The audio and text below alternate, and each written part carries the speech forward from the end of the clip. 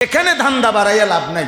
আমি আল্লাহর পক্ষ থেকে আর রিজকু মাকসুম লেখা আছে, নির্ধারণ করা আছে, কুল্লুম ফি কিতাবিম মুবিন। এজন্য সর্বশেষ কথা এটাই, আল্লাহ তাআলা আমাদেরকে এটাই বলতে চাইছেন, বান্দা আমি আল্লাহ তাআলা বলতে চাই জীবন মানে ইবাদত। আর বেঈমানরা বলতে চায়, দুনিয়ার লোভীরা বলতে চায়, শয়তানের দোসররা বলতে চায় জীবন মানে রোজগার, উপার্জন। কোরআন থেকে এবার শুনে আল্লাহ তাআলা কোরআনে বলছে, আশ-শাইতানু ইয়াইদুকুমুল ফাকরা ওয়া ইয়া'মুরুকুম বিস-সু'i ওয়াল ফাহশা। আল্লাহ তাআলা বলে শয়তানের ডিউটি, শয়তান প্রতিনিয়ত তোমাদেরকে ভয় দেখাচ্ছে আল ফাকরা, অভাবের, দারিদ্রতার। তাহলে শয়তান ভয় দেখায় দারিদ্রতার, আর আল্লাহ তাআলা উৎসাহিত করে যে রিজিকের দায়িত্ব আমি নিলাম। আদম আলাইহিস সালাম ওখানে পায়ে হাইটা গেছেন, ফেরেশতাদেরকে গিয়ে সালাম দিছেন এবং ফেরেশতারাও আলাইকুমুস সালাম ওয়া রাহমাতুল্লাহ উত্তর দিছেন। তো আল্লাহ তাআলা বলছেন, হাদিহি তাহিয়্যাতুকা ওয়া তাহিয়্যাতু যুররিয়্যাতিকা, এটাই হচ্ছে তুমি এবং তোমার বংশধরের কিয়ামত পর্যন্ত পারস্পরিক সাক্ষাতে কি সম্বোধন। তো এখানে সাফাহাত মিন সাবরিল উলামা, পৃথিবী বিখ্যাত কিতাব শেখ আব্দুল ফাত্তাহ আবু গুদ্দা রাহমাতুল্লাহ আলাইহির কিতাব। এই কিতাবে এই প্রথম এই ঘটনাটা যে এলেমের জন্য কষ্ট স্বীকার, এই কিতাবটার নাম, এই কিতাবের প্রথম ঘটনা তিনি এই ঘটনা উল্লেখ করছেন। একের সর্বপ্রথম আদম আলাইহিস সালামের এই ঘটনা, যে বলল দেখেন আল্লাহ তাআলা প্রথম দিন দেখাইলেন যে এলেমের জন্য কষ্ট স্বীকার করতে হয়, এলেমের কাছে যাইতে হয়। এলেম তোমার কাছে আসে না, তুমি যাইতে হবে ওইখানে।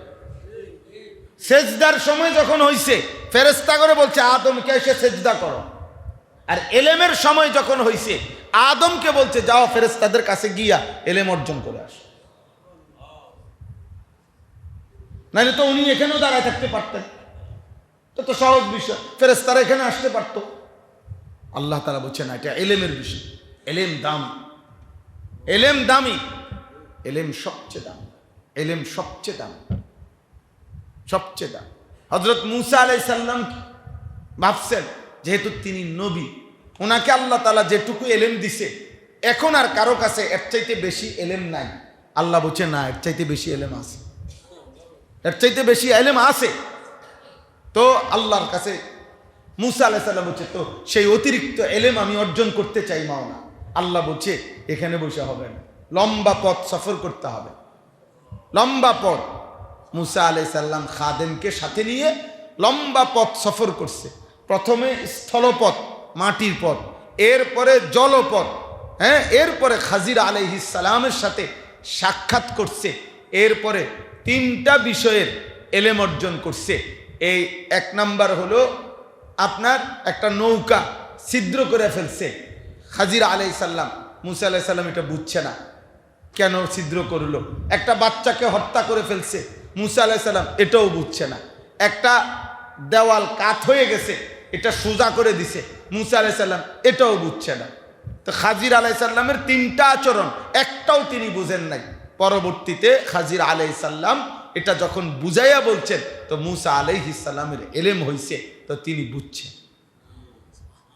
এবং ওখানে আছে কোরআন শরীফে সূরা কাহাফের মধ্যে মূসা আলাইহিস সালাম হযরতে খাজিরকে সাক্ষাৎ পেয়ে বলছে, হাল আত্তাবিউকা আলা আন তুআল্লিমানি মিম্মা উল্লিমতা রুশতা।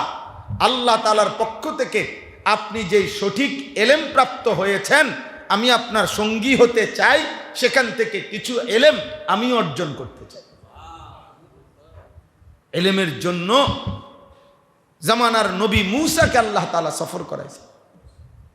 কি মামুলি বিষয়, মামুলি বিষয়। আজকে তালেব এলেম তোমরা কোনোভাবেই বুঝতেছ না। অসংখ্য তালেব এলেম যেই কোনো মূল্যে খুঁজতেছ, চেষ্টা করতেছ যে মোবাইলটা যদি ব্যবহার করতে পারো, তুমি মনে করতেছ। এবং অনেক ছেলে নাহবিমির পড়ে, মিজান পড়ে, এই বয়সে সে এলাকায় বিভিন্ন কাজকর্ম করবে, এই করবে, সে উল্টাইয়া ফেলবেন, আপনি উল্টাইয়া ফেলবেন। দেশে উপযুক্ত আলেমের দুর্ভিক্ষ লেগে গেছে, আপনারা জানাইছে যে নাহবিবির বয়স থেকেই আপনি সমাজ ঠিক করে ফেলেন। আপনি বেঠিক থাকেন, আপনার এলেম লাগবে না, এটা ঠিক না, এটা ঠিক না আব্বা।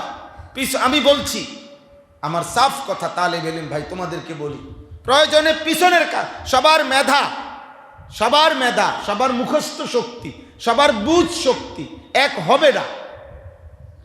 হবে না, এটা আল্লাহরই ফয়সালা। সব কিছু তাকদিরে নির্ধারণ করা আছে কিনা?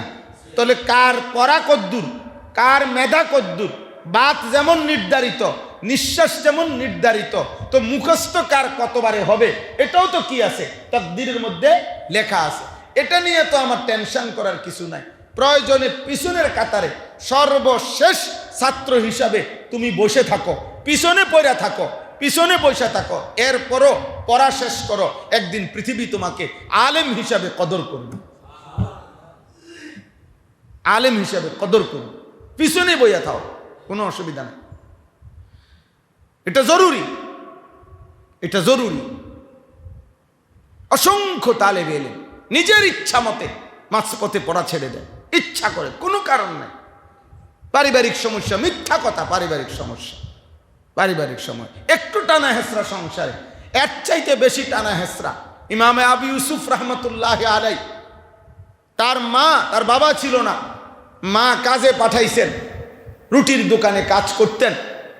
সারাদিন কাজ করলে যেটুকু কিছু মিলতো ওটুকু দিয়া মা ফুতে খাইতো। সেই ইমাম আবু ইউসুফ রহমতুল্লাহ অর্ধেক বেলায় ইমাম আবু হানিফার দরসের সামনে দাঁড়ায় থাকতেন, কাজে না গিয়ে দরসে দাঁড়ায় থাকতেন। একদিন ইমাম আবু হানিফা জিজ্ঞেস করছেন, হালাত শুনছেন, তো নিজেই মাকে খবর দিয়ে বলছে, তোমার সন্তান এলেম শিখবে, আর তোমার প্রয়োজন পূরণের জন্য যেটুকু টাকা দরকার ওইটা আমি নিয়মিত পৌঁছাই দেব। উস্তাদ ছাত্রকে টাকা দিয়া পড়ার জন্য রাখছে, ছাত্র না। এলেম আব্বা দামি, এলেম দামি। লা ইউতিকা বাদাহু হাত্তা তুতিয়াহু কুল্লাক। এলেম তোমাকে কিছু সামান্য এলেম তোমার কাছে দিবে না, ধরা দিবে না, যদি তুমি তোমার পুরা নিজেকে এলেমের জন্য না দাও। তুমি দিবা 100 ভাগ, এলেম তোমাকে দিবে হয়তো 20, হয়তো 10। আর আল্লাহ তাআলা যদি কবুল করে, আমার উস্তাদ ছিলেন হযরত মাওলানা এরশাদুল্লাহ রহমতুল্লাহ আলাই, আমার একজন উস্তাদ, মারা গেছেন হুজুর। জোহরের নামাজ পড়ে মসজিদে বসে বসে তাসবিহ পড়তেছিলেন, ঘুরাইয়া পড়ছে, সন্ধ্যা হইতে হইতেই মারা গেছে। তো খুব আল্লাহওয়ালা মানুষ ছিলেন। ওই উস্তাদ বলতেন যে আল্লাহ তাআলা যার এলেম যতটুকু কবুল করছেন, আল্লাহ তাআলা তাকে দিয়া খেদমত ব্যস্ততাও নিছেন ততটুকু। এজন্য আল্লাহ তাআলা কবুল করলে এই অল্প পড়াই, বলে আমি পিছনের সবচেয়ে পিছনে ছাত্র ছিলাম, ক্লাসের শেষ ছাত্র ছিলাম, কোনো অসুবিধা নাই আব্বা। আল্লাহ যদি গ্রহণ করে তো ক্লাসের এই শেষ ছাত্র একদিন তোমাকে দিয়ে সারা আলমের কাজ দেবে ইনশাআল্লাহ।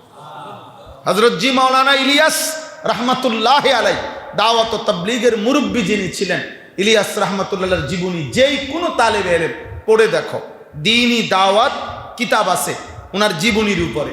সৈয়দ আবুল হাসান আলী নদভী রহমতুল্লাহ এই কিতাব লিখছেন, ওখানে স্পষ্ট আছে হযরত মাওলানা ইলিয়াস রহমতুল্লাহ পুরা ছাত্র জীবন, পুরাটা জীবন, ছাত্র জীবনটা অসুস্থ ছিলেন, অসুস্থ ছিলেন।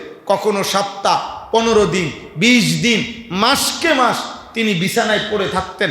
ওনার প্রচণ্ড মাথা ব্যথা ছিল, প্রচণ্ড, উনি উঠতেই পারতেন না, সোজা হইয়া বসতেই পারতেন না। এরপরে ডাক্তার কবিরাজ এমন চিকিৎসা দিছিল যে 7 বছর পর্যন্ত হযরত মাওলানা ইলিয়াস রহমতুল্লাহ শুধু জীবন ধারণের মতো একটু একটু পানি পান করতেন, অতিরিক্ত পানি পান করতেন না। কবিরাজ এমন নিষেধ করে দিছিল, হাকিম। এইভাবে কোনো রকম অসুস্থ অবস্থায় তিনি জীবনটা, পড়ালেখার জীবনে পড়ে থাকতেন দরজগাহের পাশে। ওনার ভাই ছিল, মানে ইলিয়াস রহমতুল্লাহ আলাইহির আপন ভাই হলো হযরত মাওলানা ইয়াহিয়া কান্দলভি রহমতুল্লাহ আলাইহি, শেখুল হাদিস হযরত মাওলানা জাকারিয়া রহমতুল্লাহর আব্বা। ইলিয়াস রহমতুল্লাহর কি ভাই? হ্যাঁ, ইলিয়াস রহমতুল্লাহর ভাতিজা হলো কে? জাকারিয়া রহমতুল্লাহ। এই ফাজাইলে আমাল যিনি লিখছেন, তো ইয়াহিয়া কান্দলভি রহমতুল্লাহ দেখতেন, উনিও পড়তেন। যখনই ইলিয়াস রাহমাতুল্লাহ একটু শরীরটা ভাল লাগতো তো কিতাব খুললে বসতেন। সাথে সাথে হযরত মাওলানা ইয়াহইয়া কান্দলভি ওনার বড় ভাই উনি বলতেন, ইলিয়াস আরে কদ্দুর পয়রা কি লাভ, তুমি তো অসুস্থই পয়রা থাকো, পয়রা আর কি করবা। তিনি তখন বলতেন, ভাইয়া আমিও বুঝছি আমারে দিয়া কিছু হবে না ভাই, আমি অসুস্থ, পয়রা আমারে দিয়া কোনো লাভ হইতো না, এটা আমি বুঝছেই চিন্তা করছি, পয়রা যেহেতু আমার কি লাভ, তো না পয়রাই বা আমার কি লাভ, তার চাইতে কদ্দুর পড়ি, পয়রাই তো আমিও বুঝছি আমারে দিয়া কিচ্ছু হইতো না, তো না পয়রাও তো আমারে দিয়া কিছু হইতো না, তার চাইতে যে দূর কুলায় দূর কুদুর পড়ি। এই মানুষটাকে দিয়ে আল্লাহ তাআলা সারা পৃথিবীর কাজ দিছে। তো মালিক যখন চায় তো খড়কুটাও কাজ করে, আল্লাহ যখন চায় না তখন পাহাড়ও গলে গলে মাটি হয়ে যায়, মাটি হয়ে যায়। এজন্য দোস্ত আমার, বাপ আমার, আপনাদেরকেও বলি, আপনারাও আপনাদের যার সামনে যে প্রত্যেকে দ্বীনের জন্য, ইলমের জন্য, কোরআন সুন্নাহর দ্বীন শেখার জন্য, আপনাদের জায়গায় 90 বছরের বুড়া মানুষ, আপনিও দ্বীন শিখতে চেষ্টা করেন। ইলম দাম, ইলম দাম, ইলম দাম। ইমানদার মুসলমানের জন্য ইলম তলব করা ফরজ, ফরজ। অতএব কমই শিখেন, বেশি শিখেন, আবার শিখেন, আরেকটু সুন্দর করেন। আপনি সূরা কেরাত পারেন, আরেকটু সুন্দর করেন। রুকু সাজদা পারেন, আরেকটু সুন্দর করেন। ওযু নামাজ পারেন, আরেকটু সুন্দর। এই কথাটাই আমি এখানে পড়ছি। আল্লাহ তাআলা বলছে, বান্দা 7 আসমান ও জমিন আমি 6 দিনে সৃষ্টি করেছি। আসমান জমিন সৃষ্টির আগে আমার আরশ পানির উপরে ভাসমান ছিল, অতঃপর আসমান ও জমিন আমি সৃষ্টি করেছি। আল্লাহ বলেন, এই আসমান এই জমিন 6 দিনে যা আমি সৃষ্টি করেছি, গোটা কায়নাত আমি আল্লাহ নিজের হাতে আমি সাজাইছি। এই আসমান, এই জমিন, চন্দ্র, সূর্য, গ্রহ, নক্ষত্র, গাছপালা, তরু লতা সব আমি আল্লাহ তাআলা সাজিয়েছি। আল্লাহ বলে, কেন জানো? লিয়াবলুয়াকুম আইয়ুকুম আহসানু আমালা। আমি দেখতে চাচ্ছি বান্দা তোমার আমল কতটা সুন্দর হয়, তোমার আমল কতটা সুন্দর হয়। সুন্দর একটা দুনিয়া সাজাইয়া তোমার কাছ থেকে আমি সুন্দর ইবাদত চাচ্ছি। নামাজ যেন তোমার সুন্দর হয়, রোজা যেন তোমার সুন্দর হয়, রুকু যেন তোমার সুন্দর হয়, সেজদা যেন তোমার সুন্দর হয়, জিকির যেন তোমার সুন্দর হয়, আল্লাহর কাছে মুনাজাত যেন সুন্দর হয়, যাকাত যেন সুন্দর হয়, হজ যেন সুন্দর হয়। আহসান আহসান আহসান। আমি আল্লাহ পুরা জীবন তোমার আমলের সৌন্দর্য দেখতে চাচ্ছি, এজন্য দুনিয়া বানাইছি, তোমারও বানাইছি। এজন্য মাদ্রাসার পরিবেশে মাহফিলে আপনাদেরকে এটা বললাম। আপনারা যেই এই সামনে যারা আমার বয়স্ক মুরব্বীরা আছেন, আমি আপনি সকলে আমলের সৌন্দর্য দরকার, আমলের সৌন্দর্য দরকার। কেউ দয়া করে যেই আমলের উপরে আছেন, এই আমলের উপরে যারা নিয়মিত নামাজ পড়েন, আপনি বর্তমানের অবস্থার উপরে সন্তুষ্ট হয়েন না, তৃপ্ত হয়েন না, যে না আমার আর শিখার কিছু নাই, আমার আর জানার কিছু নাই, আমার আর সুন্দর করার কিছু নাই। না না, আছে, এখনো অনেক কিছু বাকি আছে, এখনো বাকি আছে, এখনো বাকি আছে। কোরআনুল কারীমে এই কথাটা আল্লাহ তাআলা অনেকবার বলছে, লিয়াবলুয়াকুম আইয়ুকুম আহসানু আমালা, আল্লাযী খালাকাল মাউতা ওয়াল হায়াতা লিয়াবলুয়াকুম আইয়ুকুম আহসানু আমালা। আল্লাহ তাআলা বলে, বান্দা জীবন আমার দেওয়া, মৃত্যু আমার দেওয়া, আমি সৃষ্টি করেছি হায়াত, তোমার হায়াত আমার সৃষ্টি। আর তোমার হায়াত কেন দিলাম? লিয়াবলুয়াকুম, পরীক্ষা করার জন্য আমল কতটা সুন্দর। আবার দুনিয়া, এখানে আল্লাহ বললেন, অহুয়াল্লাযী খালাকাস সামাওয়াতি ওয়াল আরদা ফি সিত্তাতি আইয়ামিন ওয়া কানা আরশুহু আলাল মা লিয়াবলুয়াকুম আইয়ুকুম আহসানু আমালা। দুনিয়া, আসমান ও জমিন আমি 6 দিনে বানাইছি। কেন বানাইছি? লিয়াবলুয়াকুম, তোমাদেরকে পরীক্ষা করার জন্য, তোমাদের আমল কতটা সুন্দর। তোমার হায়াতও দিছি আমলের সৌন্দর্যের জন্য, গোটা দুনিয়াও সৃষ্টি করেছি তোমার আমলের সুন্দরের জন্য। সূরা কাহাফের মধ্যে আছে, ইন্না জাআলনা মা আলাল আরদি জিনাতাল লাহা লিনাবলুয়াহুম আইয়ুহুম আহসানু আমালা। আল্লাহ তাআলা বলেন, এই গোটা পৃথিবী সৌন্দর্যময় করে আমি বানিয়েছি, কেন বানাইছি? লিনাবলুয়াহুম, আমার বান্দাদেরকে পরীক্ষা করার জন্য। আইয়ুহুম আহসানু আমালা, আমল কতটা সুন্দর। জীবনের মাকসাদ ইবাদত, জীবনের মাকসাদ ইবাদত, জিন্দেগির মাকসাদ আমলের সৌন্দর্য, আমলের সুন্দর। এখানে কোনোভাবে আমরা প্রত্যেকে এই যে ইসলাহি মাহফিল, মাকসাদ কি? আমার জিন্দেগির আরো সৌন্দর্য, আরো সংশোধন, আরো সংশোধন, আরো সংশোধন। হযরত শুআয়ব আলাইহিস সালামের কথা এই সূরা হুদের মধ্যে আছে। আমি যেই সূরার আয়াত পড়ছি, উনি বলতেন, ইন উরিদু ইল্লাল ইসলাহা মাস্তাতাতু, হে আমার জাতি, দিবানিশি তোমাদেরকে যে আমি আল্লাহর দিকে ডাকি, এর একটাই উদ্দেশ্য, আর কোনো উদ্দেশ্য নয়, শুধুই আমার সবটুকু সাধ্য দিয়ে ইসলাহ, তোমাদের সংশোধন। এই যে ইসলাহি মাহফিল, ইসলাহ, উম্মতের সংশোধন। প্রত্যেক নবীর ফিকির ছিল উম্মতের ইসলাহ। উম্মতের কি? ইসলাহ। উম্মতের ইসলাহ, মানুষের ইসলাহ। ফাত্তাকুল্লাহ ওয়া আসলিহু যাতা বাইনিকুম, আল্লাহ তাআলা বলে আল্লাহকে ভয় করো, নিজেদের মধ্যে ইসলাহ করো। ইন্নামাল মুমিনুনা ইখওয়া ফাআসলিহু বাইনা আখাওয়াইকুম, এক কথা, নিশ্চয়ই সমস্ত মুমিনগণ ভাই ভাই, এক ভাই আরেক ভাইয়ের ইসলাহ করো। আল্লাহ বলছে ইসলাহ করো, সংশোধন করো, ঠিক করো। নিজের ঈমান, নিজের আমল, নিজের আখলাক, নিজের মুআমালাত, নিজের মুআশারাত, এই পাঁচটি জিনিস একজন ঈমানদারের প্রতিদিন দায়িত্ব। ওই ভাই মাশাআল্লাহ পুরা সময় মোবাইলের ইসলাহ করতেছে। এই দেখেন, অনেকের সৌভাগ্য এটা যে অনেকে আলহামদুলিল্লাহ মোবাইলের প্রচণ্ড ইসলাহ করে, নিজের ইসলাহ করে। অনেকের দুর্ভাগ্য এটা। আমরা মানে এইটার দিকে তাকায়, এটারে ছোট করে, বড় করে, পিচ্ছায়, আজ্ঞায়, মানে মোবাইলের ইসলাহ করে। কার ইসলাহ করে? মোবাইল। মোবাইলের মধ্যে যেন ক্লিয়ার, সুন্দর, পরিষ্কার ওঠে, কারণ উনি মানুষের হেদায়েত করেন, অথচ নিজের ইসলাম দরকার। নিজের ইসলাম, ইসলাহে নফস, আত্মসংশোধন, তাজকিয়ায়ে নফস, আত্মসংশোধন। সংশোধনের মোট 5টা ধাপ, এর মধ্যে প্রথম হচ্ছে নিজের সংশোধন। প্রথম কি? নিজের সংশোধন। কু আনফুসাকুম আলাইকুম আনফুসাকুম ওয়াসতাবির আলাইহা লা তুকাল্লাফু ইল্লা নাফসাকা, সব অর্থ নিজেকে সংশোধন করা, নিজেকে সংশোধন, নিজেকে ঠিক করা, ঠিক করা। আপনি এখন রেকর্ড করে পরে বাইক গিয়ে আমার ওয়াজ শুনবেন, এখন আপনি বইয়ে থেকে শুনতে অসুবিধা কি? কারণ আমি আসছি না এখানে, বলেন।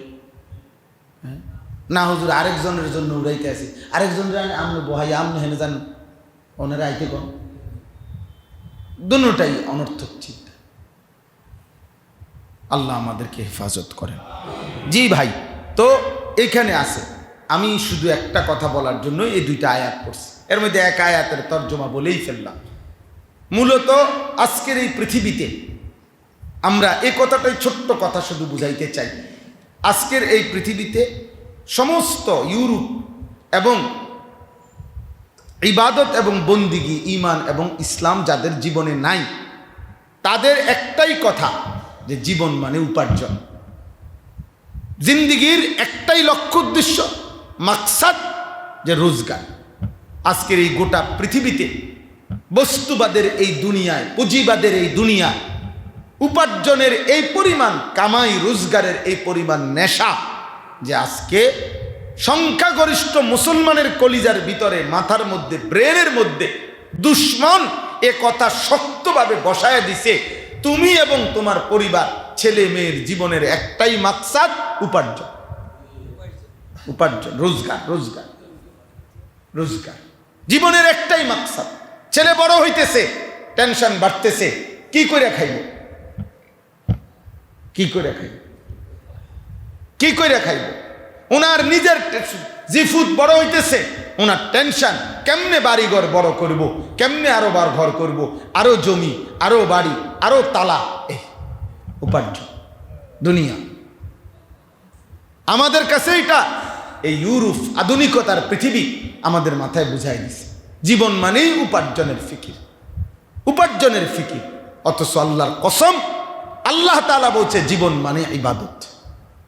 জীবন মানে কি? ওমা খালাকতুল জিন্না ওয়াল ইনসা ইল্লা লিয়াবুদুন।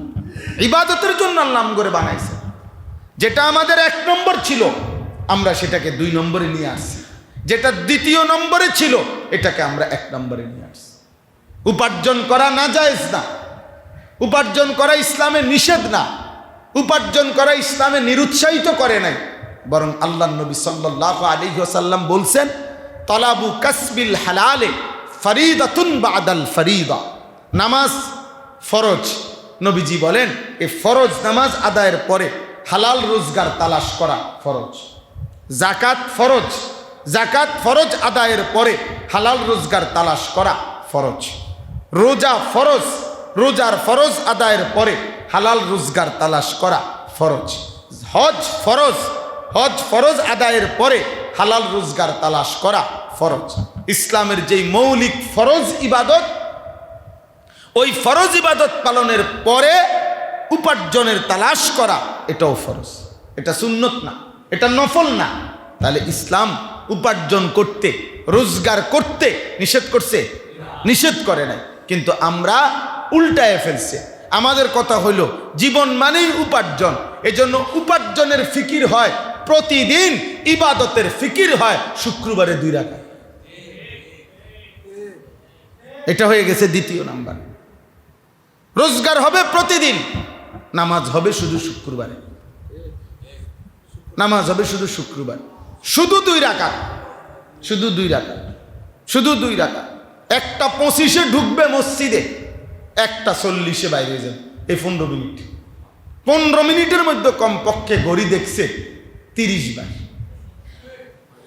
30 বার। ইমাম সাহেবের বিরুদ্ধে ওনার অভিযোগ, উনি 30-এর জামাতটা 35-এ নিল কেন? ওনার অসুবিধা হয়েছে। উনি যে মসজিদে 5 মিনিট বেশি থাকছে, এ কারণে শয়তান ওনারে কামড়াইছে বেশি, ওনারে গুড়া কিরমিয়ে কামড়ায়, ওনারে কামড়াইছে ইবলিসে। এই জন্য উনি ধমক দিছে ইমাম সাহেবের মুয়াজ্জিন। হ্যাঁ, মাইক ফেলে ছাড়তেন মনে হয় না, মাইক ফেলে ছাড়তেন, কোনো টাইম টেবিল নাই। না, টাইম টেবিল তো আমনেরে না, আমনের আব্বারে না টাইম টেবিল, শুধু সময় দেওয়া, সময় প্রতিটা মুহূর্ত বলেন। এটা আমি রাগ করে বলতেছি না, আমার শায়েখ এটা আমাকে বলছে, আল্লামা মুফতি মুশতাকুন নবী কাসিম। আমি একবার উমরার মধ্যে আল্লাহর ঘরের তাওয়াফের মধ্যে তাড়াহুড়া করছি। এ তাড়াহুড়া কররে কইছে, তাড়াহুড়া করলেন কেন? আপনারা বলছি ধীরে ধীরে তাওয়াফ করতেন। তাই বলছি হুজুর ধীরে ধীরে করলে সময় বেশি লাগে। তখন হুজুর আমারে বলছিল, মাওলানা সময় আপনার আব্বার নেই। আমি বলছি না। বলছে তাইলে সময় কার? বললাম যে আল্লাহর। তাহলে আল্লাহর দেওয়া সময় আল্লাহর জন্য একটু বেশি ব্যয় হইতে আপত্তি কিসের? আল্লাহর দেওয়া সময় আল্লাহর জন্য বেশি ব্যয় হইলে সমস্যা কোথায়? তাহলে এখানে আমরা যারা বসছি সময় আমাকে আব্বার, তাইলে এজন্য জীবন মানে ইবাদত, জিন্দিগির মাকসাদ হলো ইবাদত, আল্লাহর গোলামি, আল্লাহর বন্দিগি, আল্লাহ তাআলার ইবাদত। আজকে আমরা এটা নিয়ে গেছি পিছনে, আমাদের উপার্জন নিয়ে আসছি আমরা আগে। আমাদের ঘর, আমাদের বাড়ি, আমাদের বাজার, আমাদের ব্যবসা, আমাদের বিদেশ, এটাকে আমরা আগে নিয়ে আসছি। আগে নিয়ে আসার কারণে আমাদের পুরা জিন্দিগি এলোমেলো হয়ে গেছে, কারণ আমরা উল্টায় ফেলছি। আমরা উল্টায় ফেলছি। কথা ছিল আগে ইবাদত, তারপরে রিজিক, রিজিকের তালাশ, উপার্জন। আমরা এটাকে উল্টায় ফেলছি। আল্লাহ তাআলা এটাই এখানে বললেন, বান্দা ওয়ামা মিন দাব্বাতিন ফিল আরদ ইল্লা আলাল্লাহি রিজকুহা। যেই উপার্জন নিয়ে তোমার এত ফিকির, এত পেরেশানি, নিজের বউ বাচ্চা জিফুত সংসারের রোজগার নিয়ে এত টেনশন, আল্লাহ তাআলা বলেন ওই রিজিকের ব্যাপারে আমি আল্লাহর বক্তব্যটা আগে শোনো, তারপরে তুমি দৌড়াও। আগের দাঁড়াও, একটু কথাটা শোনো। আল্লাহ বলে, বান্দা বিশ্বাস করো, আমার এই গোটা সৃষ্টির মধ্যে যত প্রাণী বিচরণ করছে জমিনে, আসমানে, শূন্যে, পাহাড়ে, জঙ্গলে, সাগরের তলদেশে, আমি আল্লাহ ওয়াদা দিলাম, আমি আল্লাহ প্রত্যেকটি বিচরণশীল আমার জমিনে বসবাসকারী প্রতিটি প্রাণ যার মধ্যে আছে এমন প্রত্যেকটা প্রাণের রিজিকের শতভাগ জিম্মাদারি আমি আল্লাহ নিজেই আমি আমার উপরে ফরজ দায়িত্ব বানায় নিলাম। কি দায়িত্ব বানায় নিলাম? এই আলা শব্দের অর্থ হচ্ছে ফরজ। ইল্লা আলাল্লাহ, আলা শব্দের অর্থ কি? দায়িত্ব, ফরজ। কুতিবা আলাইকুমুস সিয়াম, এই যে আলা, এ কারণে রোজা ফরজ। অলিল্লাহি আলান নাসি হিজ্জুল বাইতি মান ইসতাতা ইলাইহি সাবিলা, এই যে আলা, অলিল্লাহি আলান নাস, এজন্য হজ কি? ফরজ। এখানে ইল্লা আলাল্লাহ, আল্লাহ বলছেন আমি আমার উপরে ফরজ বানায় নিলাম, বাধ্যতামূলক বানায় নিলাম, আবশ্যক করে নিলাম, আবশ্যক করে নিলাম। অথচ আল্লাহকে আদেশ করারও কেউ নাই, আল্লাহর উপরে দায়িত্ব দেওয়ারও কারো ক্ষমতা নাই, আল্লাহকে অনুরোধ করারও কারো অধিকার নাই। আল্লাহ তো আল্লাহ, সব তো আল্লাহ বলে আমারই বান্দা। তবুও আমি, তুমি যাতে ঘাবড়াইয়া না যাও, তুমি যাতে ভয় না পাও, তুমি যাতে কইবার সময় তো কইছেন, পরে তো দরকার সময় নাও পাইতে পারি, আল্লাহ বলে না, এটা মুস্তাহাব হিসাবে বলি নাই, নফল হিসাবে বলি নাই, আমি আল্লাহ ফরজ হিসাবে বললাম, রিজিকের দায়িত্ব আমার। আর কেমনে বলতাম বান্দা তুমি কও? আমি কেমনে বলতাম? আল্লাহ তাআলা ভাঙ্গা বলছে নাহনু নারযুকুকুম ওয়া ইয়্যাহুম, তোমাকেও আমি রিজিক দেব, সন্তানদেরকেও আমি রিজিক দেব। আবার বলছে আচ্ছা আমার জিফুতের প্রতি বেশি টেনশন আগে, আমি খাইলে খাইলাম, না খাইলে নাই। আল্লাহ বলছে আচ্ছা ঠিক আছে, তাহলে আমি এইটাও বদলাইয়া কই নাহনু নারযুকুহুম ওয়া ইয়্যাকুম, তা আমার সন্তানদেরকেও রিজিক দেব, তোমাকেও রিজিক দেব। এই কথাটা কোরআনে দুইবার, মানে একবার বলছে তোমাকে রিজিক দেব, তোমার সন্তানদেরকে রিজিক দেব। তো আবার যদি এই লোক কয় যে আল্লাহ আমার লাগে আমার কোনো চিন্তা নাই, আমার জিফুতই আমার মেইন টেনশন, আল্লাহ বলছে আচ্ছা ঠিক আছে, এমনও কই যাও নাহনু নারযুকুহুম ওয়া ইয়্যাকুম, সন্তানদেরকে রিজিক দেব, তোমারও রিজিক দেব। আর কেমনে কইতাম আমি? আর কেমনে বলতাম তুমি কও? একবার তোমার কথা আগে বলছি, তো তোমার একটু সন্দেহ লাগছে, মনে তোমার খাওয়াইয়া পরে ভাত থাকতো না, তোমার জিফুতে কষ্ট পাইব। আচ্ছা যাও, এবার জিফুতের কথা আগে বলছি। সুবহানাল্লাহ, নাহনু নারযুকুকুম ওয়া ইয়্যাহুম, নাহনু নারযুকুহুম ওয়া ইয়্যাকুম, দোনোভাবে আল্লাহ বলছে, দোনোভাবে আল্লাহ তাআলা বলছে রিজিকের জিম্মাদারি আমি নিলাম। নবী সাল্লাল্লাহু আলাইহি সাল্লাম বলছেন ইন্নার রিজকা লা ইয়াতলুবুল আবদা কামা ইয়াতলুবু আজালাহু, কোন মানুষের মৃত্যু যেমন তাকে তালাশ করে নেয়, আল্লাহর নবী বলছে উম্মত প্রত্যেক মানুষের বরাদ্দকৃত রিজিক এভাবেই তাকে খুঁজে নেয়, খুঁজে নেয়, খুঁজে নেয়, খুঁজে নেয়, খুঁজে নেয়। আমি প্রায় সময় এখনো, আমার ছোট মেয়ে 4.5 বছর মেয়ে, অধিকাংশ দিন এখনো আম, ও আমার মেয়ের সাথে আমি আম কাইটা খাওয়াই বেশিরভাগ দিন, এখন যে বাজারের আম।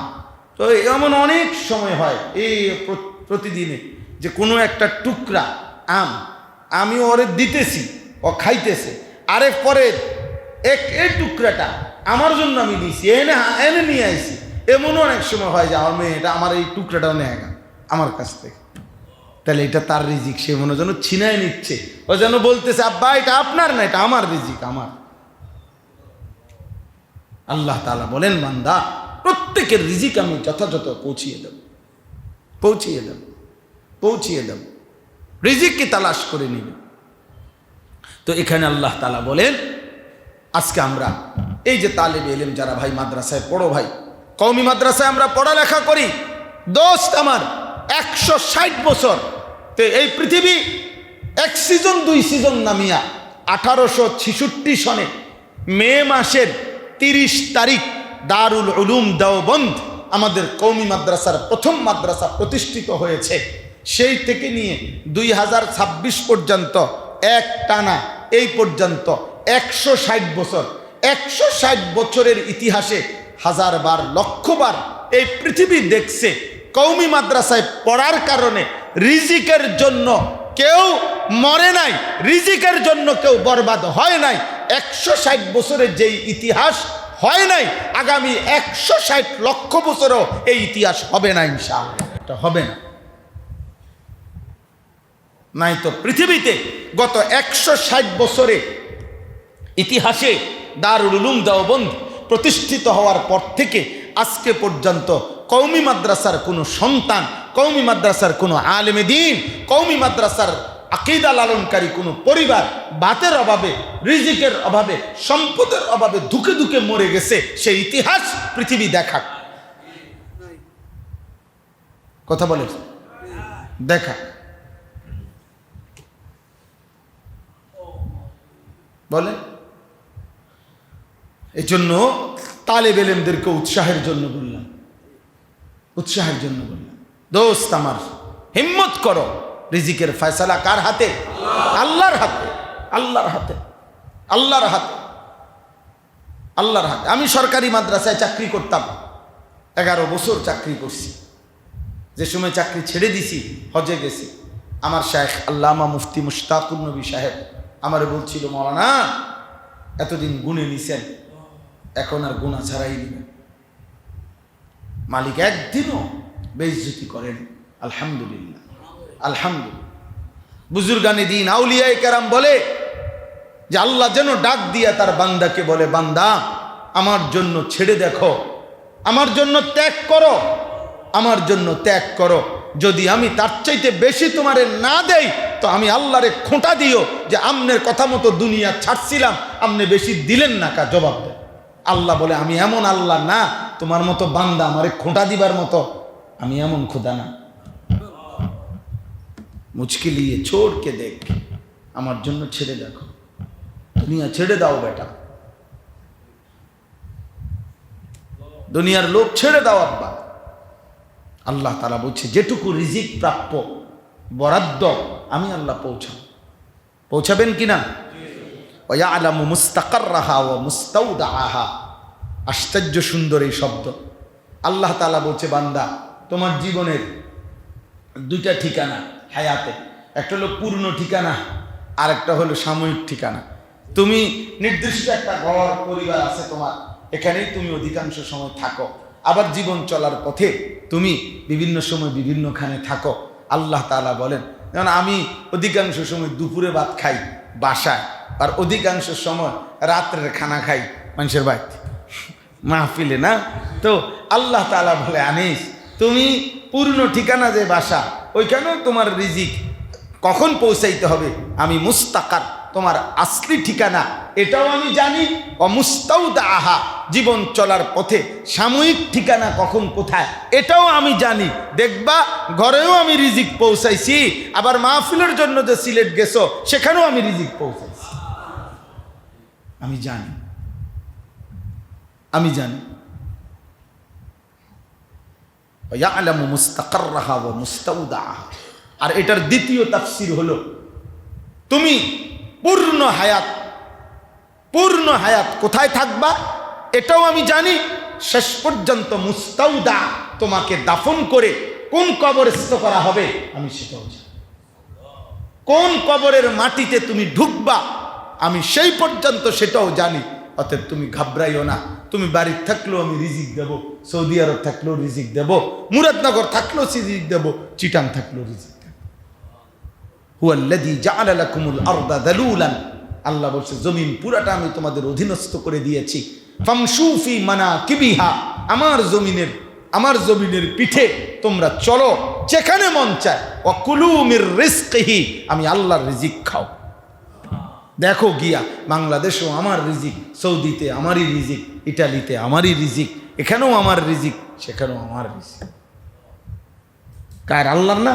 ওয়া কুলু মির রিজকিহি, শুধু এতটুকু মনে রেখো বান্দা, ওয়া ইলাইহিন নুশুর, যেখানেই থাকো যেখানেই খাও একদিন আমার কাছে ফিরতে হবে। সুবহানাল্লাহ। কুল্লুম ফি কিতাবিন মুবিন। আল্লাহ তাআলা বলেন সব কিছু আসমান জমিন সৃষ্টির 50,000 বছর আগে আমি আল্লাহ তাকদীরের মধ্যে লিখে রাখছি। হযরত মাওলানা ওমর পালনপুরি রাহমাতুল্লাহ আলাইহি দাওয়াত ও তাবলীগের বিশ্ববিখ্যাত বুজুর্গ ছিলেন। হযরত মাওলানা ওমর পালনপুরি রাহমাতুল্লাহ আলাইহি উনি বলতেন যে হে আল্লাহর বান্দা, স্যার পানির টাঙ্কিতে 500 লিটার পানি, নিচে ট্যাপ, ট্যাপ বুঝেন না, ট্যাপ যতই বাড়ান পানির টাঙ্কির মধ্যে তো 500 লিটার পানি, ট্যাপ কম থাকলেও পানি শেষ হইলে 500 লিটার শেষ হবে, বাড়াইলেও ট্যাপ 500 লিটারই শেষ হবে। বুঝেন নাই? টাঙ্কি 500 লিটার, এখন এখানে 5টা ট্যাপ দিয়া অজুর ব্যবস্থা করছে, এখন 5টা ট্যাপ দিয়া পানি পড়তে পড়তে শেষ হয়েছে কত লিটার। এখন মুসল্লিদের কষ্ট হয় 5টা ট্যাপে, এই জন্য কমিটি আরো 5টা ট্যাপ লাগাই দিছে দিক দিয়ে। এখন ট্যাপ হয়েছে কয়টা? 10টা। এখন 10 ট্যাপ দিয়ে পানি পইরা পানি শেষ হয়েছে, এখন কয় লিটার পানি শেষ হয়েছে? কি লেগে 500 লিটার? ট্যাপ না বাড়ছে? কি বাড়ে নাই? কি ওইখানে কি বাড়ে নাই? টাঙ্কি বাড়ে নাই। তাহলে আল্লাহ তাআলা বলে, বান্দা এখানে জমিনে তুমি যত রকমের ধান্দাই বাড়াও, আর সে তো আমি আল্লাহ তাআলার কাছে রিজিক নির্ধারিত, রিজিক নির্ধারিত। বুঝেন না কথা? তুমি যেমনি এমনি হিসাব করবে আর কি। তুমি 8 একবার কইবা 4 দুগুণে 8, আরেকবার কইবা 2 2 2, আবার এমনি এমনি ভাগ করবে আর কি। কিন্তু 8 রেজাল্ট কি আইব? 2 4 মিলাইলেও 8, আবার 4 2 মিলাইলেও কি 4 দুগুণ 8, তুমি মিলাইবা। অতএব এখানে ধান্দা বাড়াইয়া লাভ নাই। আমি আল্লাহর পক্ষ থেকে আর রিজকু মাকসুম লেখা আছে, নির্ধারণ করা আছে, কুল্লুম ফি কিতাবিম মুবিন। এজন্য সর্বশেষ কথা এটাই, আল্লাহ তাআলা আমাদেরকে এটাই বলতে চাইছেন, বান্দা আমি আল্লাহ তাআলা বলতে চাই জীবন মানে ইবাদত। আর বেঈমানরা বলতে চায়, দুনিয়ার লোভীরা বলতে চায়, শয়তানের দোসররা বলতে চায় জীবন মানে রোজগার, উপার্জন। কোরআন থেকে এবার শুনে আল্লাহ তাআলা কোরআনে বলছে, আশ-শাইতানু ইয়াইদুকুমুল ফাকরা ওয়া ইয়া'মুরুকুম বিস-সু'i ওয়াল ফাহশা। আল্লাহ তাআলা বলে শয়তানের ডিউটি, শয়তান প্রতিনিয়ত তোমাদেরকে ভয় দেখাচ্ছে আল ফাকরা, অভাবের, দারিদ্রতার। তাহলে শয়তান ভয় দেখায় দারিদ্রতার, আর আল্লাহ তাআলা উৎসাহিত করে যে রিজিকের দায়িত্ব আমি নিলাম। ফাফিররু ইলাল্লাহ, অতএব আল্লাহর দিকে ফিরে আসো। কার দিকে ফিরে আসো? এজন্য তালেবে এলেম আমরা নিয়ত করি যে কওমি মাদ্রাসায় জীবন মৃত্যু ইনশাআল্লাহ উলামায়ে দেওবন্দ আর আসলাফের পদতলেই আমরা জিন্দেগি কাটাবো ইনশাআল্লাহ। ইনশাআল্লাহ আপনাদের কাছে অনুরোধ, আপনারা আপনাদের পরিবারের ছেলে মেয়েদেরকে, সন্তানদেরকে দিন শিখান, আল্লাহ চিনান, ইসলাম চিনান, ইবাদত চিনান। এমন একটা জমানার মুখোমুখি আসি আব্বা, আপনাদেরকে বলি সময়ের এমন মুখোমুখি আছেন, এই সময়টা ভুল সিদ্ধান্ত নিলে প্রজন্ম, আপনার পরবর্তী জেনারেশন, হয়তো ছেলে নয়তো নাতি, নয়তো নাতির ঘরের ছেলে দাজ্জালের খপ্পরে পড়ে একটা ধাক্কাতে ঈমান হারায় ফেলবে। বিশ্বাস করে, বিশ্বাস করে। এই মুহূর্তের সময়ের, আমার আর সময় নাই, নাহলে আমি আরো ভাঙ্গা বলতাম বিস্তারিত। এই মুহূর্তের সময়ের দাবি, এই মুহূর্তের সময়ের দাবি আগামী প্রজন্মকে এই পরিমাণ মজবুত ঈমান শিখানো, এই পরিমাণ ঈমান, এলেম, তাকওয়া, ইবাদতের উপরে চেষ্টা করা। কারণ আগামীর সময়টা দাজ্জালের সময়, দাজ্জালের সময়। সামান্য থেকে সামান্য ধাক্কায় মানুষের ঈমান নড়বড় হয়েছে। নবীজি বলছেন, ইউসবিহুর রাজুলু মুমিনান ওয়া ইউমসি কাফির। সকালে মুমিন থাকবে, সন্ধ্যায় কাফের হবে, সন্ধ্যায় মুমিন হবে, সকালে কি হয়ে যাবে? কাফের হয়ে যাবে। ইয়াবিউ দীনাহু বিআরাদিন মিনাদ দুনিয়া। সামান্য একটু দুনিয়ার জন্য আল্লাহর নবী বলে লক্ষ কোটি কোটি ঈমানদার দিন বিক্রি করে ফেলবে। অতএব মজবুত ইলম দরকার, মজবুত আমল দরকার, মজবুত তাকওয়া দরকার। উলামায়ে কেরামের সাথে জুড়ে থাকেন, একদম কাপড় ধরে রাখেন, জামাত ধরে রাখেন, হাত ধরে রাখেন। কোনো আলেমে দ্বীনকে এভাবে ধরে রাখেন, আল্লাহর কোরআনকে এভাবে ধরে রাখেন, আল্লাহকে এভাবে ধরে রাখেন, এভাবে ধরে রাখেন। কোনোভাবে নিজেদেরকে কোরআন, সুন্নাহ, এলেম, ওলামা, আহলে এলেম, ওলামায়ে কেরাম থেকে বিচ্ছিন্ন করবেন না। বলেন ইনশাআল্লাহ, বলেন ইনশাআল্লাহ।